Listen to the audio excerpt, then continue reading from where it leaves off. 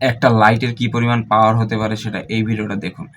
একটি লাইটের মাধ্যমে কিন্তু এতটাই আলো হয় যে আলোর ফলে কিন্তু তাপমাত্রায় এই বেলুন ফুটে গেল এবং বিভিন্ন জায়গায় শক সার্কিট হয়ে গেল। এটা কিন্তু দারুণ একটা জিনিস।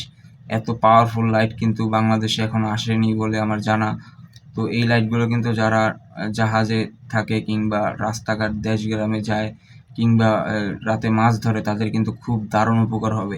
এই লাইটগুলো দিয়ে কিন্তু অনেক দূর পর্যন্ত জিনিস দেখা যাবে এবং এই লাইটগুলো কিন্তু এমন ফিচার রয়েছে যে আপনি যদি আপনার বাসায় এটাকে ব্যবহার করেন, আপনার ঘর থেকে শুরু করে আপনার পুরো এরিয়াই আলোকিত করে দিবে একটা লাইটে। তো এই লাইটগুলোর কি পরিমাণ পাওয়ার, কি পরিমাণ চাহিদা হবে সেটা অবশ্যই বোঝা যাচ্ছে।